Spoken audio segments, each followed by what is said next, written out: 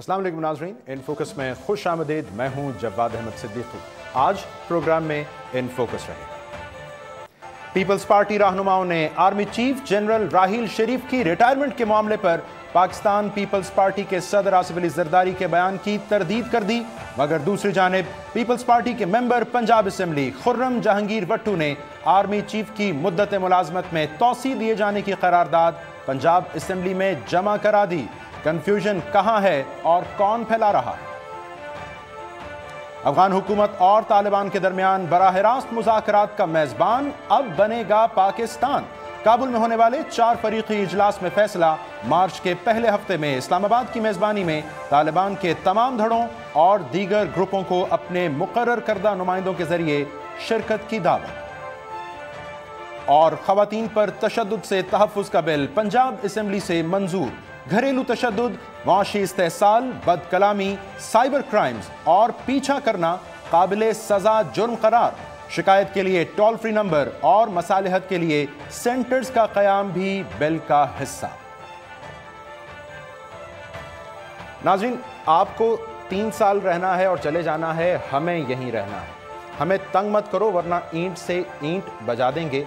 हमें तंग किया तो बात बहुत दूर तक जाएगी। आसिफ अली जरदारी साहब का अब से चंद माह पहले दिया गया ये बयान अगर किसी तौर आपके जहन से हज़फ हो गया था तो यकीनन गुज़श्ता रोज़ से अब तक इस बयान को मुख्तलिफ टीवी प्रोग्राम्स में जितनी बार चलाया गया है, दोहराया गया है, तो ये तरोताज़ा हो गया होगा। और इसकी बुनियादी वजह बना है आसिफ अली जरदारी साहब से मंसूब एक और ताज़ा बयान, जिसमें आसिफ अली जरदारी साहब ये फरमाते हैं कि आर्मी चीफ जनरल राहील शरीफ साहब की जानिब से रिटायरमेंट का ऐलान क़ब्ल अज़ वक्त है। इससे कौम की उम्मीद मायूसी में बदलने का ऐलान है और उम्मीद है, और इस किस्म के फैसले कौमी मफाद को मद्देनज़र रखते हुए किए जाने चाहिए। अभी इस बयान के हवाले से पीपल्स पार्टी की क़यादत और रहनुमा कोई डिफेंस लाइन तरतीब नहीं दे पाए थे कि आज हमने देखा पीपल्स पार्टी के ही member Punjab assembly, peoples party Punjab के सदर मंजूर भट्टू साहब के साहबजादे खुर्रम जहांगीर भट्टू साहब की जानिब से एक बाकायदा करारदाद पंजाब असेंबली में जमा कराई गई है, जिसमें ना सिर्फ आसिफ अली जरदारी साहब के बयान के इन्हीं अल्फाज का तज़किरा है, बल्कि साथ ही बाज़ाब्ता वफाकी हुकूमत से ये दरख्वास्त है कि आर्मी चीफ की मुद्दत मुलाजिमत में तौसी दी जाए। ये भी हमारे जहन में है, हमारे इल्म में है कि आर्मी चीफ की मुमकिना तौसी उनकी मुलाजमत में, उसके हवाले से सबसे पहले पीपल्स पार्टी ने ही एक मौक़िफ़ सामने रखा था। अब पीपल्स पार्टी के रहनुमा आसिफ अली जरदारी साहब के इस हालिया बयान की तरदीद कर रहे हैं। सो इस कन्फ्यूजन की बुनियाद कहाँ पर है? ये कन्फ्यूजन का सबब कौन है? कौन इस कन्फ्यूजन की तरवीज कर रहा है? इसी पर बात करेंगे। हमारे साथ स्टूडियोज़ में मौजूद हैं पीपल्स पार्टी के सीनियर रहनुमा हैं, मेंबर कौमी असेंबली, साबिक वफाकी वज़ीर हैं सैयद नवीद कमर साहब। कमर साहब, बहुत शुक्रिया आपके वक्त का। सर, ये बयानात की बात हो रही है, सो बयानात अमूमन या उजलत में सियासी नौयत के होते हैं या एक सोच, विजन और उसूल पर मबनी बयान हुआ करता है। ये आसिफ अली जरदारी साहब से मंसूब बयान जो कल सामने आया है, ये क्या है?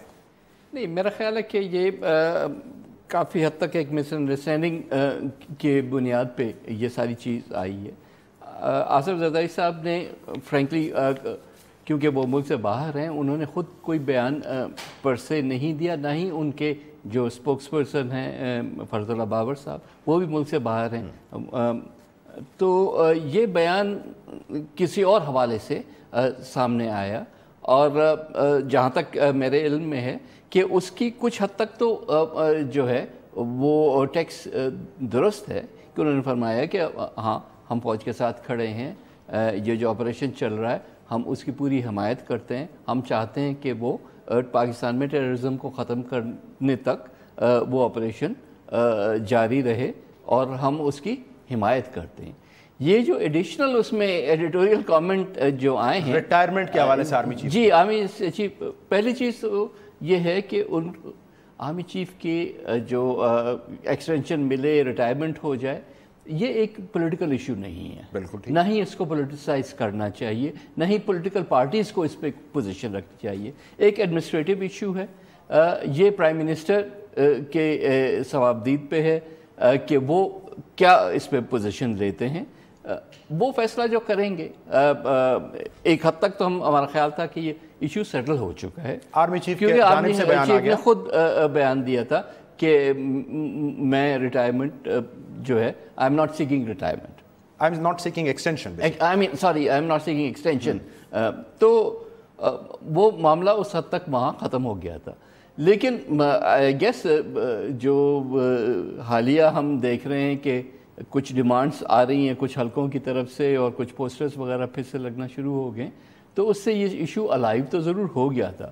لیکن جیسے میں نے کہا کہ پولیٹیکل پارٹیز کو اس کو فردر جو ہے وہ معاملے میں انڈلج نہیں کرنا چاہیے. جو بھی فیصلہ ہے وہ وزیر اعظم صاحب کو کر لینا چاہیے. ٹھیک ہے, تو اس کا مطلب ہے یہ بیان کلی طور پر غلط نہیں ہے, بیان کا یہ حصہ بالکل آرمی یہ زرداری صاحب نے نہیں دیا, انہوں نے اس کی تردید بھی, ایٹ لیسٹ پارٹی نے اس کی تردید, اور آپ اس کی باضابطہ تردید بھی اس وقت کر رہے ہیں. تو اس پہ پھر سوال یہ اٹھے گا کہ یہ اس کو ایک بلیٹڈ ڈینائل سمجھا جائے, اس بیان کو آئے لگ بھگ 24 گھنٹے ہو چکے ہیں. نہیں, میرا خیال ہے کہ 24 گھنٹے تو اس لیے ہو جاتے ہیں کہ ان کے باہر ہونے سے جب تک کہ کوئی کلیئرٹی نہیں سامنے آتی کہ کس نے کیا کہا ہے اور کس کو کہا ہے, تب تک کہ یہ بات جو ہے اس میں اتنا ٹائم ضرور گزر جاتا ہے.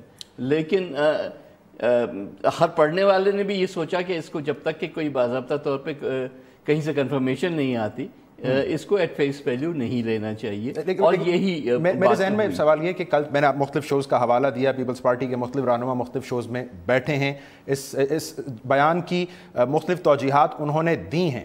سو پیپلز پارٹی کی قیادت کو زرداری صاحب سے رابطے میں کوئی کلیریفیکیشن سیکھ کرنے میں بھی دقت رہتی ہے, کیونکہ بڑا اہم بیان تھا, اس پر بڑا کلیئر جواب آنا چاہیے تھا پیپلز پارٹی کی قیادت. بالکل نہیں, اب ظاہر ہے کہ ایک بیان آتا ہے تو جب تک کہ جو پرنسپل ہے جس سے منسوب کیا گیا ہے, جب تک کہ ان سے رابطہ ہو کے, اور وہ اس وقت امریکہ میں ٹائم ڈیفرنس بھی جو ہے وہ 9 سے 12 گھنٹے کا ہوتا ہے, تو اس لحاظ سے اتنا وقت ضرور لگتا ہے.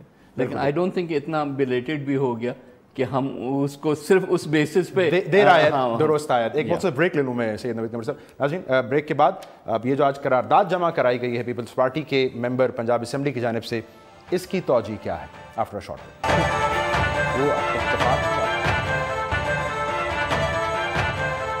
Welcome back. ناظرین, پیپلز پارٹی کے سینئر رہنما سید نوید قمر صاحب ہمارے ساتھ اسٹوڈیوز میں موجود ہیں. انہوں نے پیپلز پارٹی کی جانب سے باضابطہ تردید کی ہے آصف علی زرداری صاحب کے بیان کے کم از کم اس حصے کی جس میں انہوں نے آرمی چیف کی مدت ملازمت کے حوالے سے تبصرہ فرمایا تھا. کہہ رہے ہیں یہ بیان آصف علی زرداری صاحب کا نہیں ہے. نوید قمر صاحب, معروضی حالات اور عوامی خواہشات کو مد نظر رکھتے ہوئے یہ ایوان یعنی پنجاب اسمبلی وفاقی حکومت پر بھرپور زور دیتا ہے وہ قومی مفاد اور ملکی سلامتی کی خاطر جنرل راحیل شریف کی سروس میں توسیع کرے. پاکستان پیپلز پارٹی, خرم جہانگیر وٹو آپ کے ممبر پنجاب اسمبلی, یہ کنفیوژن ہے, یہ کوئی دبی ہوئی خواہش ہے, یہ کیا ہے؟ آئی ڈونٹ نو کہ وہ کہاں سے انسپریشن خرم نے لی ہے اس کان کی. ہو سکتا ہے کہ یہ کیونکہ ایک سٹیٹمنٹ آئی ہے تو وہاں سے یہ کنفیوژن چلا ہو, اور اب کیونکہ اس میں کلیئرٹی آ گئی ہے تو میرا خیال ہے کہ اس قسم کی ریزولوشن. لیکن آپ کو لگتا ہے کہ ان کو اگر انسپریشن لینی تھی تو سب سے پہلے اپنے والد محترم سے سیکھ کر سکتے تھے اس حوالے سے رائے کہ ایسا کچھ کرنا مناسب ہوگا یا نہیں؟ یہ تو ظاہر ہے ان سے بات کرنے کے بعد ہی پتہ چلے گا کہ انہوں نے کس سے بات کی یا کس سے نہیں کی. لیکن میرا خیال ہے کہ اب یہ چیز ختم ہو جائے گی. مسلم لیگ نون کے رہنما ہیں اور پنجاب کے وزیر قانون پنجاب ہیں رانا ثناء اللہ صاحب ہمارے ساتھ. رانا صاحب, بہت شکریہ وقت نکال رہے ہیں. آپ نے آج فرمایا تھا خرم جہانگیر وٹو صاحب کی اس قرارداد پر بات کرتے ہوئے کہ یہ غیر آئینی ہے, غیر قانونی ہے اس قسم کے موضوع پر بات کرنا. اب پیپلز پارٹی کی جانب سے باضابطہ تردید کی جا رہی ہے کہ زرداری صاحب کا گزشتہ روز کا بیان حقیقت نہیں ہے. سو اب آپ کیا کہیں گے؟ آپ کو یہی امید تھی پیپلز پارٹی سے کہ زرداری صاحب تو ایسا بیان دے ہی نہیں سکتے؟ نہیں, دیکھیں, یہ بیان جو زرداری صاحب سے منسوب کیا گیا ہے, یہ بیان میں سمجھتا ہوں کہ اگر یہ انہوں نے دیا ہے تو یہ ایک مناسب بیان ہے اور ایک سابق صدر کا بیان ایسا ہی ہونا چاہیے. اگر نامناسب کی بات ہے تو وہ جو بیان انہوں نے دیا تھا کہ اینٹ سے اینٹ بجا دیں گے, وہ میں سمجھتا ہوں کہ بیان جو تھا مکمل بیان کی تردید نہیں کی جا رہی, وہ آرمی چیف کی مدت ملازمت سے متعلق جو حصہ ہے نا بیان کا, اس کی تردید کی ہے پیپلز پارٹی نے. دیکھیں, جہاں تک آرمی چیف کی مدت ملازمت کا معاملہ ہے, یہ ایک کانسٹیٹیوشنل میٹر ہے اور یہ وفاقی حکومت نے اور فوج کا جو ادارہ ہے یہ انہوں نے اس کو وقت آنے پہ اس کے اوپر کوئی بھی فیصلہ کرنا ہے یا نہیں کرنا. تو یہ آپ اگر پریس کانفرنسز میں اور جو اپنا پریس سٹیٹمنٹس ہیں اور جو اسمبلیوں میں ریزولوشن ہے، اگر یہ ان کا حصہ بنائیں گے تو یہ تو بالکل یعنی ایک کانسٹیٹیوشنل میٹر کو اس طرح سے ڈسکشن میں لانا، میں تو نہیں سمجھتا کہ یہ کسی طور پہ بھی جو ہے وہ لیگلی یا کانسٹیٹیوشنلی یا ادروائز یہ کوئی مناسب عمل ہے. اگر پیپلز پارٹی یہ بات کر رہی ہے، ہاں ٹھیک ہے، چیف آف آرمی اسٹاف نے ایک بیان دیا، اس کے اوپر رد عمل کی حد تک کسی نے کہا اچھا ہے، کسی نے کہا نہیں اچھا، وہ تو اپنی جگہ پہ ہے، لیکن اس کے بعد اس کو موضوع بحث بنانا، اس کے اوپر ڈبیٹس کا اہتمام کرنا، یہ تو میں سمجھتا ہوں کہ کسی طور پہ بھی رانا صاحب میں قطع کلامی، اگر افیکٹ ہوتی ہے. دہشت گردی ایک قومی مسئلہ ہے اور اس میں کردار ہے فوج کا، فوج کی قیادت کا، تو اس حوالے سے بحث یا بات تو ہو سکتی ہے نا اسمبلی میں. یہ غیر آئینی اور غیر قانونی کیوں ہے پھر؟ دیکھیں، فوج کے کردار پہ بحث تو ہو سکتی ہے اور سارے لوگ اس کے اوپر بات کرتے بھی ہیں اور سارے لوگ اس بات کے اوپر متفق ہیں کہ فوج کا کردار جو ہے دہشت گردی کے خلاف جو ہے وہ بہت بہتر ہے. لیکن یہ چیف آف آرمی اسٹاف خط کر رہا ہے، چیف آف آرمی اسٹاف کی ایکسٹینشن ہاں یا نہ، یہ تو یعنی افواج کا، مسلح افواج کا ایک انٹرنل معاملہ ہے. اگر فوج کے انٹرنل معاملات کو کہ جی فلاں صاحب کو کہاں پہ جو ہے وہ تعینات کیا جا رہا ہے، فلاں صاحب کو کہاں پہ ٹرانسفر کیا، اگر یہ چیزیں جو ہیں جس طرح سے باقی یعنی جو سول ادارے ہیں وہ ڈسکشن ہوتی رہتی ہے، اچھا برا ظاہر خیال ہوتا رہتا ہے اخبارات میں، اگر یہ فوج کے متعلق ہونا شروع ہو گیا تو یہ میں نہیں سمجھتا کہ اس کا کوئی بہتر امپیکٹ ہوگا، بلکہ یہ چیز جو ہے یہ تو بہت زیادہ نقصان دہ ہوگی. اور اس سے فوج کی کارکردگی، فوج کا جو اوور آل اس کا جو کمانڈ سٹرکچر ہے، میں سمجھتا ہوں یہ تو اس کو مذاق بنانے والی بات ہے. اس کی تو کسی طور پہ بالکل ٹھیک ہے، لیگلی جو ہے وہ اجازت نہیں کی جا سکتی. رانا ثنا صاحب بہت شکریہ آپ کا. عمر صاحب آپ نے گفتگو بھی سنی ان کی بات. اچھا فرما رہے تھے کہ بہرحال اس پر زیادہ بات نہیں ہونی چاہیے، اس پر تو آرمی چیف نے فرما دیا ہے. وہ دہرا رہے تھے کہ غیر آئینی اور غیر قانونی ہوگا اس پر بات کرنا. بنیادی سوال کہ یہ قرارداد ایک ممبر پنجاب اسمبلی اگر جمع کراتا ہے، پارٹی کے کسی فورم پر بات کرنے سے پہلے کیوں وہ ایسا کرے گا، ایسا کر سکتا ہے؟ نہیں، ایک ایسی چیز جس پر پارٹی پالیسی بڑی کلیئر ہے آپ کی. میرا خیال ہے کہ تھوڑا سا اجلت میں یہ قرارداد جمع کرائی گئی. عمومی طور پہ جب بھی ہم نیشنل اسمبلی میں، اور اتنے سالوں سے یہ سلسلہ چلتا آ رہا ہے، جب بھی کوئی پالیسی اسٹیٹمنٹ کے طور پہ کوئی ریزولوشن دیتے ہیں تو اس میں کنسلٹیٹو ایک پروسیس ہوتا ہے اور اس کے بعد ہی اس قسم کی، اور یہ بھی اچھی خاصی جو ہے وہ ہاٹ وہ موضوع بھی ایسا موضوع تھا، تو اس پہ کنسلٹیشن اس سے زیادہ ہونی چاہیے تھی جو کہ سو اس قرارداد کو فی الوقت صرف نظر کیا جائے. اس سے میرا خیال ہے کہ اب جو تردید آ گئی ہے اس کے بعد یہ قرارداد بھی کم از کم پارٹی کے حوالے سے وہ حیثیت ابھی یہ تردید تو آ گئی، لیکن پھر یہ سوال کرنا پڑے گا کہ زرداری صاحب کے جس بیان کا حوالہ میں نے دیا، جس کے بعد ہم نے انہیں ملک سے باہر جاتے دیکھا، اس کے بعد بھی ایک سرٹن لیول آف تردید آئی تھی کہ جی یہ بیان اس کانٹیکسٹ میں نہیں تھا. سو یہ تردید اسی نوعیت کی تو نہیں ہے کہ جی؟ نہیں، بالکل نہیں. ظاہر ہے کہ اس وقت جو کانٹیکسٹ تھا وہ ایک ٹیلی وائز اسپیچ کے حوالے سے تھا. یہ تو بیان نہ کسی نے دیکھا نہ سنا، تو اس لحاظ سے اس کو ایکویٹ نہیں کیا جا سکتا. ٹھیک ہے، اب چونکہ ہمیں بہرحال دیکھنا ہے کہ اس بیان کا کس قدر حصہ زرداری صاحب کا ہے. ان کا یہ فرمانا کہ احتساب یا قومی معاملات میں فوج کا کردار تلاش کرنا مناسب نہیں ہے، تو یہ تو میرا خیال ہے یہ تو ہے نا، یہ تو پالیسی ہے. یہی ہم کہتے ہیں کہ ہر ایک کا اپنا اپنا رول ہے. یہ جو انگلی ہے اعتراض کی کس جانب ہے زرداری صاحب کی؟ کون یہ کردار تلاش کر رہا ہے؟ اگر کوئی یہاں بہت کیریکٹرز ہوتے ہیں انفارچونیٹلی جو کہ ہر قسم کی چیز اپنی خواہشوں کے مطابق ایکسپیکٹیشنز رکھتے ہیں، اور میرا خیال ہے کہ جو رول آرمی نے یا آرمی چیف نے، آپ کو یاد ہوگا اگر جب یہ یہاں دھرنا بھی ہو رہا تھا اس وقت بھی جہاں ایک کنفیوژن ایک طرف تھا، تو آرمی چیف کا پوزیشن جو تھی وہ کلیئرلی ڈیموکریٹک سائڈ پہ تھی. تو میرا خیال ہے کہ ایک پروفیشنل سولجر کو یہی کرنا چاہیے تھا، اور ان کو ہم سوچیں کہ وہ کہیں اور بھی کسی کی خواہش کے مطابق چلیں گے یہ درست نہیں ہوگا. ان بیانات کا جو ریلیونس ہے وہ رینجرز، نیب یا ایف آئی اے کے ریڈار پر پیپلز پارٹی کا ہونا اس سے ملا کے ہرگز نہیں دیکھا جانا چاہیے. یہ تو کنفیوژن ہوگا، لیکن یہ ایک پولیٹیکل فرنٹ ضرور ایک چیز ہے جس پہ ہمیں نہ صرف آج بلکہ کل بھی یقین رکھنا چاہیے. بہت شکریہ. سید نوید قمر صاحب پیپلز پارٹی کے سینئر رہنما ہمارے ساتھ موجود تھے. بڑی فصاحت کے ساتھ انہوں نے بیان فرمایا کہ آصف علی زرداری صاحب کے بیان کا وہ حصہ جس میں وہ جنرل راحیل شریف کی ریٹائرمنٹ کے حوالے سے یہ کہہ رہے ہیں کہ اعلان قبل از وقت ہے، یہ زرداری صاحب کا بیان ہرگز نہیں ہے. ایک مختصر بریک لیں گے ناظرین. افغان حکومت اور طالبان کے درمیان براہ راست مذاکرات کا میزبان پاکستان بننے جا رہا ہے، اس پر کچھ بات ہوگی اس مختصر بریک کے بعد.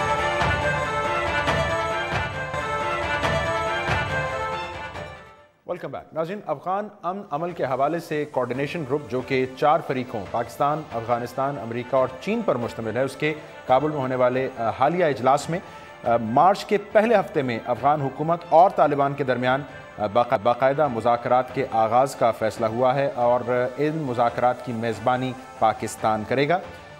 پہلے اس گروپ کی جانب سے طالبان دھڑوں سمیت دیگر گروپس کو ان مذاکرات میں شرکت کی دعوت دی گئی اور اب سے کچھ دیر قبل باضابطہ طور پر افغان حکومت کی جانب سے ان تمام دھڑوں اور گروپس کو ان مذاکرات کا اپنے نمائندوں کے ذریعے حصہ بننے کی بھی دعوت دے دی گئی ہے. یقیناً ان مذاکرات کے حوالے سے جو اہم مرحلہ ہے وہ حقانی نیٹ ورک اور اسی طرح ملا اختر منصور گروپ کے نمائندوں کی شمولیت ہوگی، جبکہ دوسری جانب ہم یہ دیکھ رہے ہیں کہ حزب اسلامی کی جانب سے بہرحال کسی حد تک آمادگی کا اظہار کیا گیا ہے.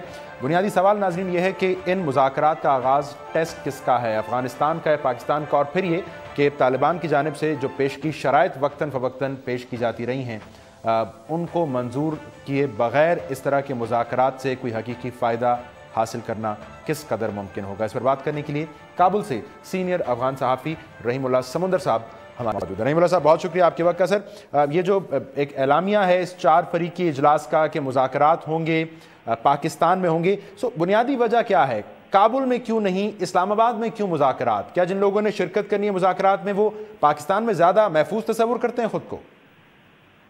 میرے خیال میں دونوں دلائل ہو سکتے ہیں، کیونکہ ایک جو بڑا اس کا وجہ ہے وہ یہ ہے کہ جو انفلوئنس وہاں پایا جاتا ہے افغان جو طالبان ہے اس پہ وہ ڈائریکٹ افغان گورنمنٹ سے بات نہیں کرتے اور ان سے رابطہ بھی ان کا پورا نہیں ہے، اور جو مدد پاکستان سے بھی مل رہا ہے اس سے زیادہ توقع کی جاتی ہے کہ اس سے بہت زیادہ فائدہ پہنچ سکتا ہے وہاں مذاکرات کا. یہاں تو طالبان کا کوئی معلوم ایڈریس بھی نہیں ہے، اور ایک جو تجربہ پہلے ہوا تھا وہاں جو ان کے کچھ لیڈرز، ان کے کچھ دڑوں کے لیڈرز کو وہاں بلایا گیا تھا ایک ملاقات کے لیے، تو وہ کافی مفید ثابت ہوا تھا. شاید اسی کو مد نظر رکھتے ہوئے یہ ان کو آفر دیا گیا ہے کہ اگر یہ دوبارہ وہاں ہو سکے تو اس کا اثر زیادہ رہے گا اور زیادہ ان کے جو گروپس ہیں وہ حصہ لیں گے، اور ان پہ جو انفلوئنس ہے اس سے بھی فائدہ اٹھایا جا سکتا ہے امپلیمنٹیشن کی جو بعد میں جو مراحل ہیں. ٹھیک ہے رحیم اللہ صاحب، اس آفر کے نتیجے میں بھی امید کیا ہے افغان حکومت کی؟ آپ کی خبر کیا ہے؟ کون کون سے گروپس شرکت کی آمادگی کا اظہار کر سکتے ہیں؟ ابھی خبر آ کیا رہی ہے؟ ابھی جو قطر کے جو ابھی کچھ میٹنگز ہو گئے تھے اس میں تو انہوں نے جو بڑے جو گروپ ہیں اختر منصور صاحب کے جو قیادت کے نیچے جو گروپس ہیں یا اس کے جو حامی گروپس ہیں، ان سب نے آمادگی کا اظہار کیا ہے. کچھ ان کے شرائط ایسے ہیں کہ اس شرائط کو قبول کرنا افغان حکومت کے لیے، یا ہم جو امریکہ اس میں دخیل ہیں اس کو قبول کرنا کتنا آسان ہوگا اور کتنا وہ عملی ہو سکتا ہے، یہ ایک کچھ سوال ہیں. جس طرح انہوں نے کہا ہے انخلا کا جو اسکیجول ہے وہ معلوم ہو، ہماری جو سارے قیدیے ہیں اس کو رہا کیا جائے، ہمیں ایک معلوم ایڈریس کا فیسیلیٹیشن ہو جائے، चाहे कतर ऑफिस हो या अफगानिस्तान का कोई हिस्सा हो, इनके जो 5-6 नुकात की जो शराइत हैं वो कुछ मेरे ख्याल में उसके कुछ हिस्से बहुत मुश्किल होंगे कि अफगान जो हुकूमत है वो कबूल कर लेंगे या जो अमेरिकन साइड हैं। बाकी जो है फैसिलिटेशन अभी तक खूब चल रहा है और पाकिस्तान से जो मदद मिल रही है उससे अफगान गवर्नमेंट कुछ राजी है। रब्बानी साहब के जो इजहारात थे मीटिंग में उससे भी मालूम होता है कि वहाँ उस तरफ से पाकिस्तान की तरफ से मदद मिल रहा है और अगर ये आगे जाए तो ये समझा जाए कुछ नताइज हो सकते हैं कि ये जो 4 मुल्कों का इजलास होता है इसमें कम से कम फिल वक्त ये तय हुआ है कि जो पेशगी शराइत तालिबान की जानिब से आती हैं फौरी तौर पर उनको माना नहीं जा सकता और फौरी तौर पर उनको नहीं माना जाएगा, उसके बगैर ही मुज़ाकरात आगे बढ़ने चाहिए। अगर ये शराइत का भी मसला वो ना मतरा ना हो तो मेरे ख्याल में कुछ उसमें पेशरफ्त हो सकता है। अगर शराइत का सामना मार्च के जो अभी जो मार्च के जो मुज़ाकरात हैं उसमें शराइत को पहले नज़र रखें तालिबान के जो ग्रुप्स हैं तो फिर ये आगे जाने का कुछ मसला कुछ मुश्किल होगा। अगर शराइत बाद में हो तो उसके लिए कुछ ज़मीना साजी हो और कुछ तफाहुम हो तो मेरे ख्याल में कुछ नताइज से निकल सकते हैं। तो रहीमुल्लाह साहब, हक्कानी नेटवर्क की मुज़ाकरात में शमूलियत के हवाले से इस वक्त क्या राय या उम्मीद पाई जाती है? उनके सरबराह नायब अमीर भी हैं तालिबान के, सो ये पाकिस्तान का टेस्ट होगा उनको मुज़ाकरात की मेज़ पर लाना? यहाँ जो अफगानिस्तान में जो नजर पाई जाती है हमेशा वो हक्कानी नेटवर्क के बारे में बहुत सख्ती से हमेशा कहा गया है कि हक्कानी नेटवर्क को पाकिस्तानी तरफ ने हमेशा अपने साथ रखा है, उसको यूज करते हैं और इनके जो रवाबित हैं आपको मालूम है न्यूज में भी आए थे कि वो इस्लामाबाद जा सकते हैं सराजुद्दीन और उसके जो दूसरे भाई हैं। तो पहली जो मुज़ाकरात में उसको हाजिर किया गया था वो भी उसी तरफ के मदद से हुआ था। तो अफगान जो साइड हैं इनके ज्यादा हमेशा ये शिकायत रही है हक्कानी नेटवर्क के बारे में और वो समझते हैं अफगान साइड कि इन पे इन्फ्लुएंस अफगानिस्तान की तरफ से ज्यादा पाकिस्तान का है। बिल्कुल ठीक, बहुत शुक्रिया। रहीमुल्लाह समंदर साहब सीनियर अफगान सहाफ़ी हमसे बात कर रहे और ये कह रहे थे कि बहरहाल एक उम्मीद के माहौल में इन मुज़ाकरात को पाकिस्तान की मेज़बानी में शुरू करने की बात की गई है, जिसकी एक मुमकिन वजह ये हो सकती है कि वो धड़े या उनके नुमाइंदे जिन्होंने मुज़ाकरात में शिरकत करनी है वो ख़ुद को पाकिस्तान में ज़्यादा महफूज तसव्वुर करते हैं। एक मुख्तसर ब्रेक नाज़रीन, पंजाब असम्बली ने आज ख़वातीन को तशद्दुद से महफूज रखने के हवाले से एक बिल की मंजूरी दी है। इस बिल के निकात क्या हैं, इसकी अफादियत क्या है, आप थोड़ा शॉर्ट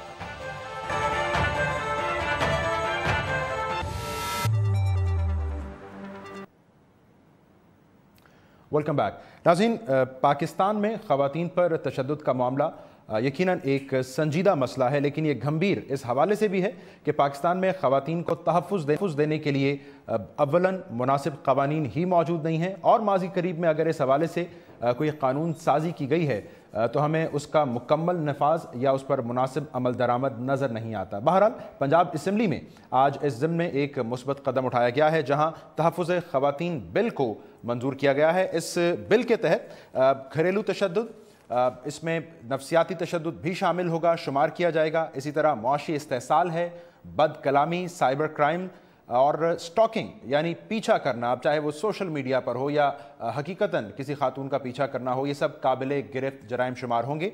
इसी बिल के तहत ख़वातीन तशद्दुद का शिकार ख़वातीन की शिकायत के इज़ाले के लिए एक टोल फ्री नंबर कायम किया जाएगा और जबकि शिकायत की तहकीकात के लिए अब डिस्ट्रिक्ट प्रोटेक्शन कमेटी बनाई जाएगी।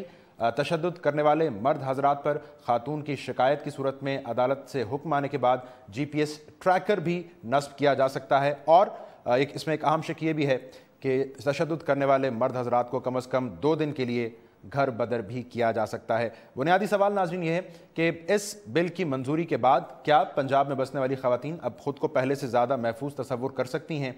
और फिर यकीनन अहम सवाल ये कि कानून साजी ज़्यादा ज़रूरी है या कवानीन पर अमल दरामद और उनका नफाज।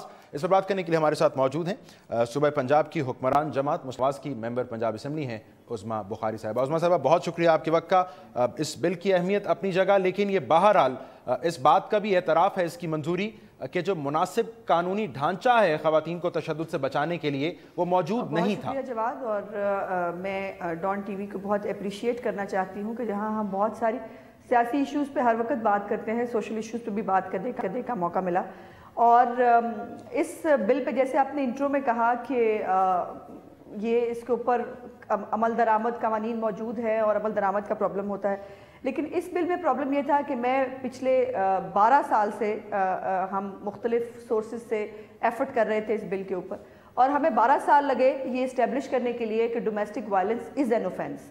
اس کو کوئی سوسائٹی میں کسی لیول پر اوفینس سمجھنے کے لیے ہی تیار نہیں تھا، اور شروع میں جب 2002 میں پہلی دفعہ یہ بل پنجاب اسمبلی میں پیش ہوا، اس وقت کی حکومت نے پیش کیا، تو اس کو بہت نان سیریس لیا گیا، اور خواتین کا یہ بیسک پرابلم ہوتا تھا کہ خاص طور پر جو بہت بری طرح سے ٹارچر کی جاتی تھی خواتین، جن کے ناک کاٹ دیے جاتے تھے یا بازو توڑ دیے جاتے تھے یا ٹانگیں توڑ دی جاتی تھی، اور ان کو بعد میں یہ کہا جاتا تھا کہ یہ گھریلو مسئلہ ہے۔ سو آج کم از کم یہ اسٹیبلش کرنے میں ہم کامیاب ضرور ہوئے ہیں کہ domestic violence is an offence, اور خاتون کے اوپر ہاتھ اٹھانا گھریلو مسئلہ نہیں ہوتا، اور اس کے اوپر میں سمجھتی ہوں کہ جہاں خواتین کو یہ بری طرح سے احساس تھا کہ ان کی آواز سننے والا خاص طور پہ گھریلو تشدد کے حوالے سے کوئی نہیں ہے، آج جو لوگ عادی ہیں خاص طور پر یہ کرنے میں کہ ان کو شاید کوئی بہت اچھی خوشی ملتی ہے خاتون کو ٹارچر کرنے سے، ان کو آج میسج ضرور گیا ہے کہ خواتین پہ ہاتھ اٹھانے سے پہلے اب ان کو سوچنا پڑے گا۔ تو عظمیٰ صاحب، آپ کی دانست میں خواتین پر تشدد کی جو ممکنہ صورتیں ہو سکتی ہیں ان کا احاطہ اس بل میں کر لیا گیا؟ آپ کو تھوڑا سا بیک گراؤنڈ یہ بتانا چاہتی ہوں کہ ہم 1-1.5 سال سے اس بل کے اوپر کام کر رہے تھے، اور کم از کم اسمبلی کے اندر ہم نے کوئی 15 سے 20 میٹنگز کی ہیں مختلف تمام سٹیک ہولڈرز کو لے کر، اس میں NGOs بھی تھے، اس میں ہم نے لیگل ایکسپرٹس کو بھی ساتھ لیا، اس میں باقی جو تمام جتنی پولیٹیکل پارٹیز ہاؤس میں موجود ہیں سب سے ان کی رائے لی، اور اپنی دانست میں ہم نے کوشش کی کہ جتنی بھی جو ایک روٹین میں یوز ہونے والی چیزیں ہیں، وائلنس کی شکلیں ہو سکتی ہیں، ان کو اس میں ایڈریس کرنے کی کوشش کی جائے۔ اور جو سب سے اچھی چیز ہے جس کے اوپر میں ہمیشہ فوکس کرتی رہی وہ یہ ہے کہ عورت کو مار کے گھر سے نکال دینا ایک بہت عام چیز ہوا کرتی تھی، کہ آج موڈ خراب ہے، اور آپ کو پتہ ہے ہم نے تو خدا رکھ اپنی سوسائٹی کے اندر جواد ہم جہاں جا رہے ہیں ہم نے ایسے ایگزامپلز دیکھے ہیں کہ کھانا گرم نہیں تھا تو جو ہے وہ بیوی کو مار مار کے اس کا حشر کر دیا، بیٹی قتل کر دی